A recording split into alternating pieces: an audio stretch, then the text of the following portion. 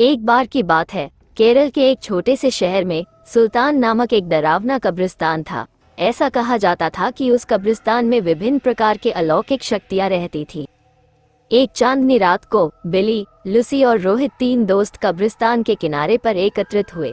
अचानक उनको कब्रिस्तान से भयानक फुसफुसाहट की आवाज सुनाई दी।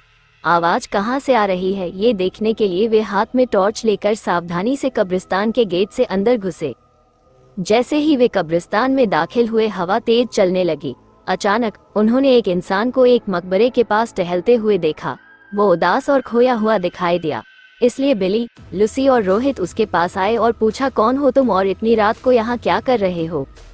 तो उसने जवाब दिया कि मैं एक आत्मा हूँ और मेरा नाम अकबर है।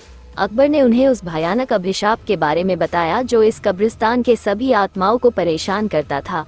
हर रात एक प्राचीन चुड़ैल जागती थी और कब्रिस्तान पर जादू करती थी और अकबर जैसी मासूम आत्माओं को अपने वश में कर लेती थी। अभिशाप को तोड़ने का एकमात्र तरीका कब्रिस्तान के पीछे जंगल में एक पेड़ के नीचे छिपी हुई मंत्र पुस्तिका को ढूंढना और आधी रात से पहले उसे नष्ट करना था। जादुई पुस्तक ढूंढने की दृढ़ संकल्प लेकर बहादुर तिकड़ी अपने मिशन पर निकल पड़ी। उन्होंने अंधेरे में मकबरों के बीच रास्ता खोजा जंगल में जाने के लिए, और इस बात का ध्यान रखा कि आराम करने वाली आत्माओं को परेशान न किया जाए।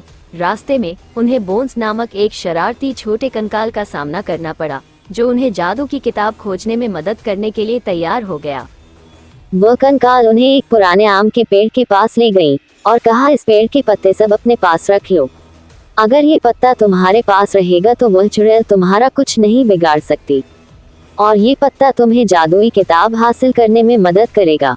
ये कहकर वह कंकाल वापस कब्रिस्तान की तरफ चला गया। आम के पत्ते को अपने हाथ में लेकर तीन दोस्त जादुई किताब ढूंढने लगे। बहुत ढूंढने के पश्चात जंगल में एक झील के अंदर उन्हें छमता हुआ कुछ दिखाई दिया। रोहित को तैरना आता था तो उसने झील के अंदर जाकर वह चमकता बॉक्स ले आया। जैसे ही आम के पत्ते को बॉक्स के ऊपर रखा, वैसे ही बॉक्स खुल गया और चमकती जादुई किताब बाहर निकल आई। आधी रात करीब आते ही वे तीनों अपने हाथों में जादू की किताब लेकर श्राप को तोड़ने के लिए कब्रिस्तान की तरफ बढ़े। कब्रिस्तान में आकर वे किताब को खोले और एक प्राचीन मंत्र का पाठ किया। मंत्र पाठ करते ही जमीन कांपने लगी और कब्रिस्तान में एक तेज रोशनी छा गई। वो चुड़ैल जाग गई और गुस्से में दिखाई दी, लेकिन उसकी शक्ति धीरे धीरे कमजोर हो रही थी। उसने बिली, लूसी और रोहित को जादुई किताब पढ़ने से रोकने के लिए अपनी जादुई शक्ति का प्रयोग किया, लेकिन उन तीनों पर कोई असर नहीं हुआ, क्योंकि तीनों के पास आम के पत्ते थे जो उनकी रक्षा कर रहे थे।